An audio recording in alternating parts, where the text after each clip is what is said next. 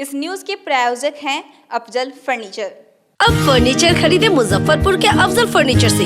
यहाँ मिलेंगे फर्नीचर के विशाल रेंज, वो भी होलसेल प्राइस में और लाइफ टाइम गारंटी के साथ। तो देर मत कीजिए, तुरंत पहुँचिए अफजल फर्नीचर और लकड़ी और प्लाई के किसी भी तरह के फर्नीचर की करें खरीदारी। विशेष जानकारी के लिए डायल करें 9931485437 पर।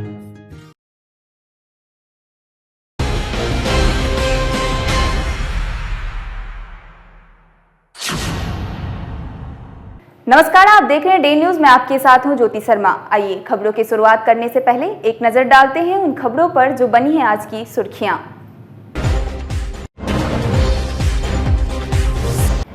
छेड़खानी का विरोध करने पर एक महिला के बच्चे को अपराधियों ने आग में फेंका, नहीं हो सकी है आरोपी की गिरफ्तारी।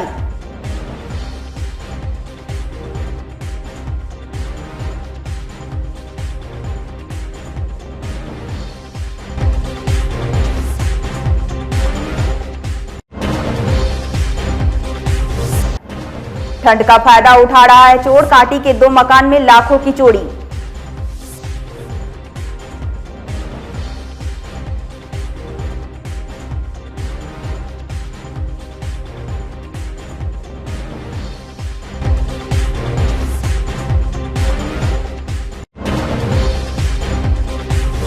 और एक बार फिर नगर विधायक विजेंद्र चौधरी ने कहा, बिहार में है अपराधियों का बोलबाला, पुलिस पकड़ने में लगी है शराब।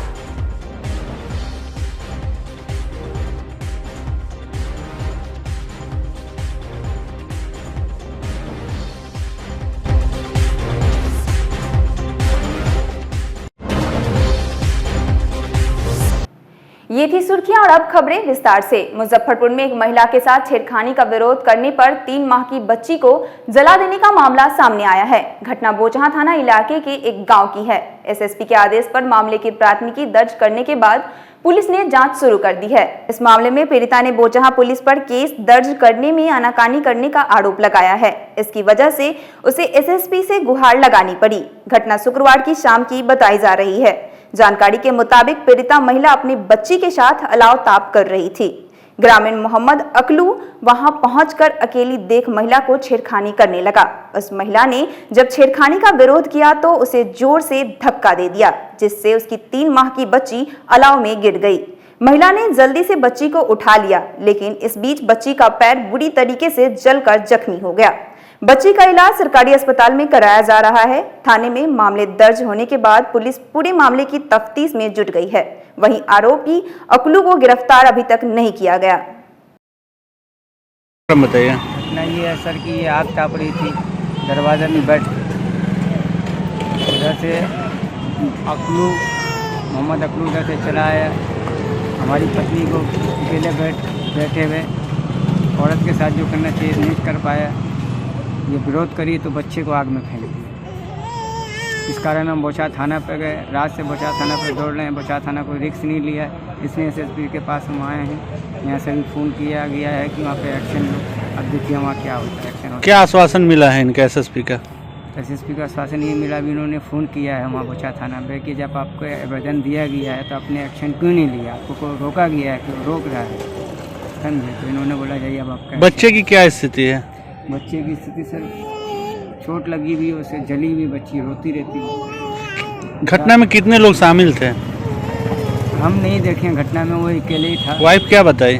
वाइफ हमारी बोली वो अकेला आया था और दारू भी पिए हुआ था। दारू उसका रखा हुआ है हमारे रूम में। उसके जेब से दारू गिरा, हमारे रूम में दारू रखा हुआ। आगे क्या चाह रहे हैं आप? आगे हम उसको जेल करवाना चाह रहे हैं। हाँ, एक मामला बोचहा थाना से आया था, कल केस हुआ है और केस एक एक्यूज अकलू के विरुद्ध दर्ज किया गया है। 341, 323, 354 और 307 IPC में दर्ज किया गया। कांड क्या प्रतिवेदित हुआ? कांड प्रतिवेदित हुआ है, उसमें छेड़खानी का भी सेक्शन लगा हुआ है। कांड प्रतिवेदित करने के बाद सुपरविजन भी कर लिया गया, अनुसंधान किया जा रहा है। जो वास्तविक बात होगी वो किया जाएगा। ठंड में चोरों का तांडव बढ़ता ही जा रहा है। शनिवार को कांटी के यशोदा मठ गांव में चोरों ने 2 घरों में लाखों की संपत्ति पर हाथ साफ कर दिया। पीड़ित दंपतियों ने बताया कि जब आधी रात को नींद टूटी तो दरवाजे की कड़ी बाहर से बंद था। शोरगुल करने पर लोग इकट्ठा हुए, तब जाकर दरवाजा खोला गया।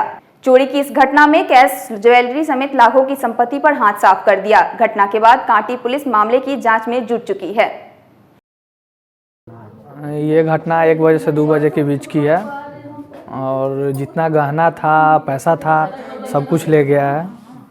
उसके बाद जब हम उठे हैं तो बाहर अंदर से रूम लॉक था, फिर फ़ोन करके बुलाए हैं आदमी लोग को, तो फिर गेट खुला है। उसके बाद हम लोग देखे हैं, तब तक कोई बात नहीं था, चोर चला गया हुआ था। थाना आई थी? हाँ, थाना आई हुई थी। क्या बोले? थाना बोले हैं कि आके वहाँ पे FIR कीजिए, उसके बाद आगे का कार्य किया जाएगा। क्या क्या चीज़ चोरी हुआ है? चोरी में मतलब गहना में A to Z सामान ले गया है। टोटल तकरीबन 15 लाख का गहना था, टोटल ले गया है। 8 मिली तो मम्मी उठ के देखी तो लगा कि कुछ है, तो वो उठ के दूसरे रूम के गेट के पास गई। दोनों रूम कनेक्टेड है, तो आवाज़ आया तो अपना गेट खोलने गई तो गेट बाहर से लॉक था। फिर वो आवाज़ दी दादी को तो उनका भी गेट लॉक था। फिर मेरा छोटा भाई उठा, उसका भी गेट लॉक था। फिर हम लोग घर में हल्ला किए तो बाहर ग्रामीण लोग आए, वो फिर इधर से गेट खोले, बाहर से अंदर गए तो देखे कि एक रूम का, 2 रूम का मतलब ताला टूटा हुआ था। एक रूम में जो सामान था सब वो पूरा पसरा हुआ था, दाल वाल जितना भी सब जहाँ जहाँ डाला हुआ था सब ले गया, पैसा गहना सब। और दूसरे रूम में कुछ नहीं था, दूसरे रूम में कुछ खास नहीं था, बस बर्तन वर्तन था, उसको भी ताला तोड़ा, देखा उसको कुछ नहीं मिला, वो रूम छोड़ दिया। एक रूम में जितना सामान था सब उठा के ले गया। क्या क्या चीज़ चोरी हुआ? जेवड़त था, मंगलसूत्र, हनुमानी, चैन, अंगूठी सब था, पैसा था, कैश। सूचना दिए थे तो क्या बोला? रात को कॉल किए कांटी थाना प्रभारी को, कोई रिप्लाई नहीं आया, कॉल पिक नहीं किया गया। मैसेज किए, मैसेज का कोई रिप्लाई नहीं, मैसेज को देख के छोड़ दिया गया था। दीवा गश्ती में सुबह हम निकलने वाले थे। थानाध्यक्ष महोदय द्वारा हमको सूचित किया गया कि जसोदा मठ में 2 घर में चोरी हुआ है, जिसकी सूचना रात में मिली थी हमको भोर में हैं। लेकिन छापामारी में रहने के कारण वहाँ पर नहीं जा पाए। वहाँ जल्दी से जाइए, जा कर के स्पॉट पर जाके अपना। क्या कुछ चोरी हुई? घर में चोरी का बताया, घर में चोरी हुई। यहाँ से जैसे सूचना मिला था वहाँ से भेजा गया। हम लोग यहाँ आए, आकर के देखे रूम में छत पर से आकर के रूम का ताला 2 घर में हुआ, दोनों तरफ सेम एकदम है, छत से ताला आकर के तोड़ा गया है। 2 रूम दोनों घर का तोड़ा हुआ है। एक घर में यहाँ भी, एक घर में बगल में उसके यहाँ भी 2 रूम का, 2 रूम में यहाँ भी टूटा है, 2 रूम वहाँ भी टूटा है, जिसमें दोनों जगह एक ही रूम में ज़्यादा जो सामान बताया जा रहा है, जिस तरह से कि ज़्यादा सामान, कीमती चीज़।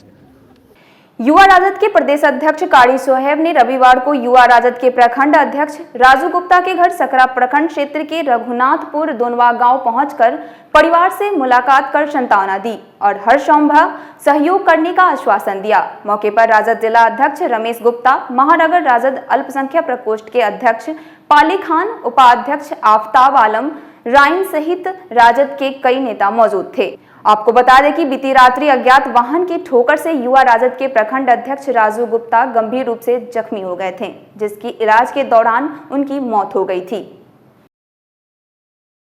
रविवार को सांसद अजय निषाद ने SKMCH अस्पताल के कई वार्डों का निरीक्षण किया, साथ ही मौजूद अधिकारियों को कई दिशा निर्देश दिए।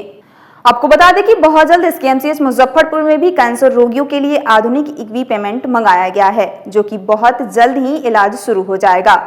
भाजपा सांसद अजय निषाद ने बताया कि पूरे अस्पताल का दौरा किए हैं और जो नया कैंसर अस्पताल बन रहा है और नए बन रहे वार्ड का स्ट्रक्चर को भी देखा। साथ ही कहा कि यह अस्पताल आने वाले समय में भारत का सबसे अच्छा अस्पताल होगा और एम्स तो यहाँ नहीं बन पाया, इसका दुख है, लेकिन SKMCH 2 साल के अंदर एम्स से भी कम नहीं होगा। नया कैंसर हॉस्पिटल बन रहा है, खासकर उस पर, और जो नया वार्ड का जो पूरा नया जो स्ट्रक्चर बन रहा है, उसको पुराने वाले को तोड़ के नया बन रहा है इंटीरियर के साथ, तो वो भी बहुत अच्छा लगा। क्योंकि पिछले दिनों में मुख्यमंत्री जी का दौरा हुआ था और टोटल मीडिया में चला था कि एक बेड पे 2 पेशेंट इलाज करा रहे हैं, तो SKMCH भी इसको चैलेंज के रूप में लिया है और माननीय प्रिंसिपल साहब के मतलब गाइडेंस में ये अस्पताल जो है आने वाला समय में भारत का सबसे बेस्ट हॉस्पिटल होगा। और एम्स तो यहाँ नहीं बन पाया, जिसका दुख मुझे भी है, लेकिन ये हॉस्पिटल जो है 2 साल के अंदर में एम्स से कम ही नहीं। आपका परिचय सर? अजय निषाद, सांसद मुजफ्फरपुर। धन्यवाद। और सुपर स्पेशलिस्ट हॉस्पिटल का है, उसका भी हम लोग जाकर निरीक्षण किए हैं। हमको लगता है कि 2-3 महीना में वो भी चालू हो जाएगा। आप देखते हैं कि मुजफ्फरपुर का जो बनावट है, चारों तरफ जो है 4 लेन से घिरा हुआ है, और मुजफ्फरपुर में एक्सीडेंट का जो है रेशियो भी है वो भी बहुत ज़्यादा है। तो आने वाला समय में जो दुर्घटना से जो आदमी ग्रस्त होते हैं, उनका भी इलाज जो है बहुत बढ़िया ढंग से आपके अथक प्रयास के बाद कैंसर हॉस्पिटल भी 4 तारीख से कैंसर हॉस्पिटल 4 तारीख से यहाँ पर विद्युत शुरू हो गया है। इससे पेशेंट तो एडमिट होना शुरू हो गए हैं, लेकिन इसका उद्घाटन 4 तारीख को हो जाएगा। और जो कैंसर हॉस्पिटल है और इसका जो यहाँ की जो मशीनें आई हैं, देश की सबसे उन्नत मशीनें यहाँ पर आई है, जो एम से भी बढ़िया मशीन है यहाँ पर। तो आने वाला समय में जो कैंसर की इलाज कराने के लोग जो लखनऊ जाते थे, चंडीगढ़ जाते थे, दिल्ली जाते थे, मुंबई जाते थे, कहीं जाने की कोई ज़रूरत नहीं है। बढ़िया तरीके के साथ जो है यहाँ पर इलाज होगा। इंटरमीडिएट की परीक्षा जिले में 62 केंद्रों पर सोमवार से शुरू होगी, जिसको लेकर जिला प्रशासन ने तैयारियां पूरी कर ली है। पूर्वी एसडीओ कुंदन कुमार ने बताया कि परीक्षा केंद्रों के आसपास 500 गज में इस लाउड स्पीकर के उपयोग पर रोक रहेगी। परीक्षा कार्य में लगे अधिकारियों और शिक्षकों को छोड़कर अन्य किसी भी व्यक्ति को केंद्र के भीतर प्रवेश पर रोक लगाई गई है। इस बार कोविड गाइडलाइन को लेकर परीक्षा केंद्रों की संख्या को बढ़ा दिया गया है। परीक्षा 2 पालियों में ली जाएगी और परीक्षार्थियों को समय से आधा घंटे पहले प्रवेश करना है। परीक्षा केंद्रों के 500 मीटर के दायरे में धारा 144 लागू रहेगी और कदाचार मुक्त परीक्षा के लिए पूरी तैयारी कर ली गई है। बिहार विद्यालय परीक्षा समिति ने भीषण शीतलहरी को देखते हुए परीक्षार्थियों को जूते मोजे पहनकर परीक्षा देने की अनुमति प्रदान कर दी है। सभी तैयारियां पूर्ण कर ली गई हैं। कुल मिलाकर के 54 सेंटर पर इंटरमीडिएट की एग्जामिनेशन निर्धारित है और एग्जामिनेशन के लिए 2 पालियां घोषित हैं। पहली पाली 9:45 से शुरू हो जाएगी। सभी विद्यार्थियों को आधा घंटा पहले प्रवेश करने के लिए निर्देशित किया गया है और सभी विद्यार्थियों से अनुरोध होगा कि वो ससमय अपने अपने परीक्षा केंद्रों में अपना स्थान बना लें। रही बात फ्रिस्किंग के लिए, तो हम लोगों ने पर्याप्त व्यवस्था किया है फ्रिस्किंग का, ताकि कोई भी बच्चे चिट पुर्जे के साथ अंदर ना जा सकें। परीक्षा केंद्र के 500 गज की परिधि में दंड प्रक्रिया संहिता की धारा 144 लगा दिया गया है, ताकि कोई भी असामाजिक तत्व आसपास ना आए। अभिभावकों से भी अनुरोध होगा कि वो 144 की स्थिति को देखते हुए केंद्र के आसपास न जाएं। विद्यार्थियों को किसी प्रकार की दिक्कत नहीं होगी, ये हम लोग आपके माध्यम से आश्वासन देते हैं। सभी विद्यार्थियों को कोऑपरेट किया जाएगा, सभी लोगों को एग्जामिनेशन देने का एक अच्छा माहौल दिया जाएगा, लेकिन अगर वो डिस्टर्ब करेंगे तो सख्त कानूनी कार्रवाई भी की जाएगी। बिहार विद्यालय परीक्षा समिति की ओर से यह दिया गया है कि कदाचार करने वाले अभ्यर्थियों को न केवल दंडात्मक कार्रवाई की जाएगी, बल्कि उनके अभिभावक यदि पकड़े जाएंगे तो वो जेल की भी हवा खाएंगे। कोविड को भी लेकर कुछ आदेश हम लोग कोविड को के परिप्रेक्ष्य में ही हम सेंटर्स जो है वो काफ़ी बढ़ा दिए गए हैं। आप देख रहे हैं कि पूर्वी अनुमंडल में ही 54 सेंटर हैं और 2 पालियों में एग्जामिनेशन हम लोग करवा रहे हैं। तो ये पहले इतना सेंटर नहीं रहा करता था और कोविड के प्रोटोकॉल को हम लोग पूरा फॉलो करेंगे। सर, ये जूता चप्पल पहन के छात्र जा सकते हैं परीक्षा देने? देखिए, जो आदेश हम लोगों को पूर्व में निर्गत था उसके अकॉर्डिंग ही हम लोगों ने ये मतलब सभी मीडिया के माध्यम से हम लोगों ने परिचारित किया था, लेकिन अभी नया इंस्ट्रक्शन आ गया है। तो विद्यार्थी लोग जैसे आते हैं, चूँकि ठंड बढ़ गई है, इसलिए इसको ध्यान में रखते हुए हम लोग फ्रिस्किंग करेंगे, तगड़ा फ्रिस्किंग करेंगे, लेकिन विद्यार्थियों को चप्पल या जूता खोल करके जाने के लिए अब जरूरी नहीं। रविवार को सर्राफा संघ द्वारा गरीब स्थान मंदिर स्थित एक विवाह भवन में नगर विधायक विजेंद्र चौधरी का जोरदार अभिनंदन किया गया, जिसमें सर्राफा संघ के अध्यक्ष समेत कई लोगों ने नगर विधायक को माला पहनाने के साथ ही मोमेंटो देकर सम्मानित किया। एक बार फिर नगर विधायक विजेंद्र चौधरी ने कहा कि बिहार में अपराधियों का बोलबाला है, पुलिस वाले सिर्फ शराब में लगे हुए हैं। सरकार को चाहिए इस शराब के लिए अलग से पुलिस की नियुक्ति की जाए और पुलिस को विधि व्यवस्था में लगानी चाहिए। व्यवसायियों में एकता के लिए हम चले हैं, जो व्यवसायियों में बड़ी ताकत है। इस देश में जितना भारत सरकार हो चाहे राज्य सरकार हो, जितना नौकरी पैदा करता है भारत सरकार राज्य सरकार, उससे कहीं ज़्यादा नौकरी हमारे समाज के लोग अपने दुकानों में और कल कारखानों में देते हैं। रोजगार के अवसर का सबसे बड़ा काम हमारा व्यापारी समाज करता है, अपने उद्योग धंधा के माध्यम से करता है। एक आदमी को यदि रोजगार सरकार देती है तो 5 आदमी को हमारा व्यापारी समाज दे रहा है। पिछले दिनों भी आप लाठी और खेती काटने का काम किए। भाई हम अपराध पर नियंत्रण चाहते हैं, तो सरकार को हम सहयोग कर रहे हैं ना। हम अपराध को नियंत्रण चाहते हैं और व्यवसायी को यदि अच्छा मौका नहीं मिलेगा तो कैसे व्यापार करेगा, कैसे ग्रोथ बढ़ेगा बिहार का, देश का। तो हम लोग तो व्यापारियों के हितों की रक्षा के लिए, और ये नहीं कि किसी का अहित चाहते हैं, हम सबका हित चाहते हैं। इन व्यापारियों को कमजोर समझ करके अन्याय जुल्म होता है, उसका मुकाबला करने के लिए हम लोगों को। अभी आप बता रहे थे कि शराबबंदी में क्या लगी हुई है। सवाल क्या है कि जो काम उनको पुलिस के लोगों को अपराध नियंत्रण में लगाना चाहिए और कस्टम वाले को शराब में लगावे, और ये जो ट्रैफिक लोग हैं उसके लिए अलग से व्यवस्था करे। सारा पुलिस के डिपार्टमेंट को लगा दिया गया है शराब पकड़ने में, तो अपराध तो बढ़ेगा। अपराध पहले कंट्रोल होना चाहिए, इसके बाद अन्य चीज़ों पर लगना चाहिए। क्राइम कंट्रोल को लेकर भी कहीं ना कहीं बिहार पूरा तो जो फेल्योर है, तो सरकार जनता रोड पर आएगी। सवाल क्या है कि किसी की हत्या हो जाए, किसी का छिनती हो जाए, किसी का चोरी हो जाए, इसको रोकना चाहिए, सब लोगों को मिलकर रोकना चाहिए। रविवार को नारायणपुर रोड स्थित वैशाली मैनेजमेंट कॉलेज के सामने उत्तर बिहार का पहला नीलकमल एक्सक्लूसिव शोरूम का विधिवत उद्घाटन किया गया। एसोसिएट के निर्देशक ने फीता काट कर इस शोरूम का उद्घाटन किया। एक्सक्लूसिव शोरूम में नीलकमल के सभी रेंजों को एक ही छत के नीचे उतारा गया है और शुभारंभ को लेकर कंपनी की ओर से 40% तक की विशेष छूट ग्राहकों को दी जा रही है। इसके साथ ही ग्राहकों को 0% इंटरेस्ट पर बैंक से फाइनेंस की भी व्यवस्था की गई है। शोरूम के प्रोप्राइटर मनीष कुमार ने बताया कि शोरूम में आने के बाद ग्राहक पूरी तरह संतुष्ट रहेंगे। नीलकमल का नॉर्थ बिहार का पहला प्रतिष्ठान आज मुजफ्फरपुर शहर में यूए एसोसिएट के सौजन्य से Mithanpura Narayanpur road opposite Vaishali management college के सामने में नीलकमल का एक्सक्लूसिव शोरूम, जहां नीलकमल के सभी रेंज आपको मिलेंगे, चाहे होम फर्नीचर हो, चाहे ऑफिस फर्नीचर हो या मैट्रेस के बहुत अच्छे रेंज इनके पास है। और इंडिया का फेवरेट ब्रांड में इसको माना जाता है, जाना जाता है और लोगों की विश्वसनीयता इसको मिल चुकी है। बैंकिंग फाइनेंस की व्यवस्था है यहाँ HDFC और बजाज के थ्रू फिनेंस की अच्छी व्यवस्था है और आप कम बिना इंटरेस्ट के इसको आप प्राप्त कर सकते हैं। डिस्काउंट की भी व्यवस्था है और अभी हमारे तरफ से अप टू 40% की आपको ऑफर मिलेगी हर प्रोडक्ट्स पे और एक निश्चित उपहार भी हम देंगे। ग्राहकों से क्या अपील है? बस एक बार हमारे इस शोरूम में आइए आप लोग और देखिए कि नीलकमल जो इंडिया का आज के डेट में बहुत फेवरेट ब्रांड है और नॉर्थ बिहार का जो आपका पहला शोरूम खुला है मुजफ्फरपुर में यूए एसोसिएट के सौजन्य से, एक बार यहाँ आके हम लोग को सेवा का मौका दीजिए। क्या परिचय हुआ? मेरा नाम मनीष हुआ और आज का शुभारंभ मेरे पिताजी श्री उमाशंकर प्रसाद ने किया है इस शोरूम का और आगे हम चाहेंगे कि 2 शब्द वो भी आप लोग से बात करें।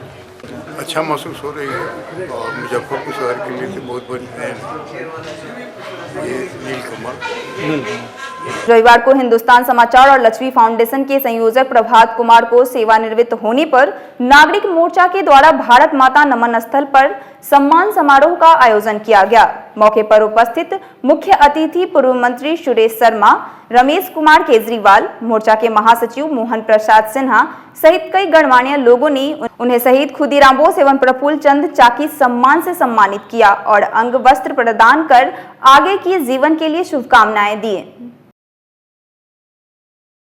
कोई शब्द नहीं है जो हम इस शहरवासियों का और जो भी हमारे सहयोगी साथी रहे हैं, हम पत्रकारिता जरूर करते रहे लेकिन हमारे भीतर जो समाज सेवा के लिए जुनून था, जो उसके लिए अंदर से ललक था, वो हमेशा मेरे कार्य में बाधा बनता रहा था और उसके कारण हमको अपने नौकरी में बहुत संघर्ष करना पड़ा। और लेकिन परिवार को चलाने के लिए, दाल रोटी के लिए नौकरी बहुत ज़रूरी था और जब मेरी शादी हुई उसके बाद लगा कि अब कुछ करना चाहिए तो जो दायित्व पड़ा तो उसके लिए मैंने नौकरी की, और नौकरी करने के बाद मैंने कोशिश यही किया कि जितना भी कष्ट सह लेना हो, लेकिन मैंने किसी से कोई बेजा लाभ नहीं लिया। और लोगों का, शर्मा जी का, भोला भाई हैं यहाँ पर, पिंकू भाई हैं, ये सारे बहुत सारे लोग हमारे हैं जो संघर्ष के साथी रहे हैं। उनकी मदद से हमारा हर कार्य पूरा हुआ और मेरे जीवन का बड़ा कष्ट भी टला।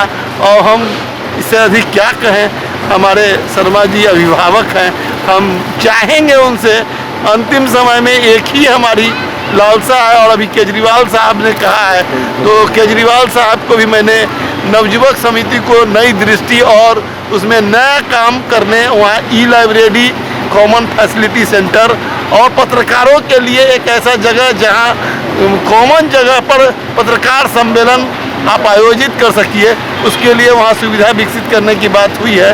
हम अपने अभिभावक से भी इस पर बात करेंगे कि एक शहर के बीच इसको किस तरह से किया जाए। और हम अपने अभिभावक से इतना ही कहेंगे कि अब अभी भी हमारे ऊपर बहुत बड़ा दायित्व है, जानते हैं, तो हम चाहेंगे कि सबका आशा प्यार बना रहे ताकि हम शेष जिंदगी को जो चीज़ मैं अपने जीवन में नहीं कर सका उसको पूरा कर सकूं। दैनिक हिंदुस्तान के पत्रकार प्रभात कुमार जो आज हिंदुस्तान से इनका आज समापन मतलब रिटायरमेंट हुआ है, लेकिन ये रिटायर होने वाले व्यक्ति नहीं है। ये व्यक्ति पत्रकार होते हुए भी सामाजिक कामों में इतने रुचि से लगे रहते थे कि कभी कभी हम लोगों को लगता था कि ये पत्रकार है कि सामाजिक व्यक्तित्व है। और ये व्यक्ति हर समाज के काम में ये लगे रहते थे और मतलब उतना साधन भी नहीं होता था, तब भी ये जब उसमें अपने को झोंकते थे, समझे ना।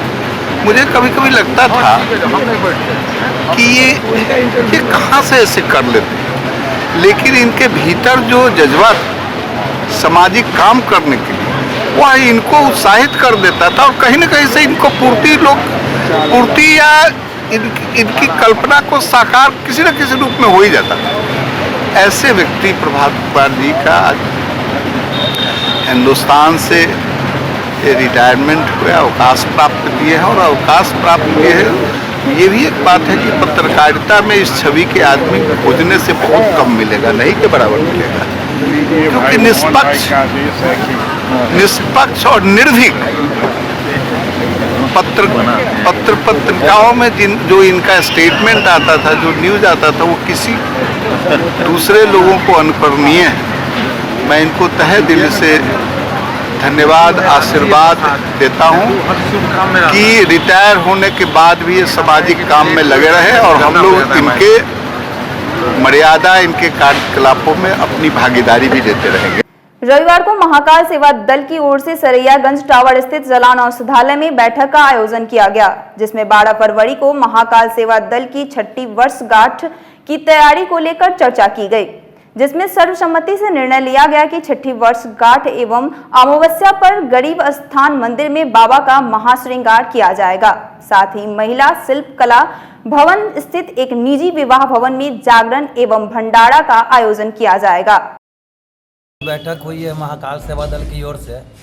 ये इस बार 6वीं वर्षगांठ मनेगा, 12 फरवरी को है और बाबा गरीबनाथ का भव्य श्रृंगार और वासुदेव विवाह भवन में महाकाल का झांकी और जागरण और महाभंडारा का प्रोग्राम किया जाएगा, जिसमें शहर के सारे भक्तों को भी आमंत्रित है और अपने जो सदस्य लोग हैं वो लोग भी रहेंगे। रविवार को जेल चौक स्थित अमृत बागान में लोक जागृति परिषद बैंक कर्मी के द्वारा सैकड़ों गरीब और जरूरतमंदों के बीच कंबल का वितरण किया गया। मौके पर परिषद के अध्यक्ष टुनटुन बैठा, प्रदीप रजक, दीपक पासवान, दिलीप आर्या, महेंद्र राय सहित काफी संख्या में बैंक एम्प्लॉय मौजूद रहे। लोक जागृति परिषद के बैनर के तले हम लोग स्टेट बैंक के कर्मचारी जो है, इस बैनर के तले उन्होंने अपने फंड एकत्र करके और गरीबों एवं ज़रूरतमंद लोगों के बीच में सैकड़ों कंबल का वितरण किए। और बराबर हम लोग सामाजिक दायित्व के तहत इस कार्य को करते रहते हैं। कभी फ्लड रिलीफ हुआ, कभी कंबल वितरण हुआ, कभी बच्चे लोगों को एजुकेशन किट्स देना, इस तरह के कार्य हम लोग करते रहते हैं और फंड हम लोग एकत्र करते रहते हैं। चूँकि हमारी परिषद का ही थॉट दर्शन जो है कि हम सामाजिक जागरूकता पैदा करें और सामाजिक विकास करें, और सामाजिक विकास में हम आह्वान करते हैं कि गरीबों के बच्चे को जहाँ तक शिक्षा में हम लोगों को मदद करना है, जागृत पैदा करना है, ताकि जब उनका विकास होगा तभी देश का होगा, राज्य का होगा, समाज। आज की खबरों में इतना ही, फिर मिलेंगे कुछ नई खबरों के साथ। तब तक के लिए हमारी डेन न्यूज टीम को दीजिए इजाजत। नमस्कार।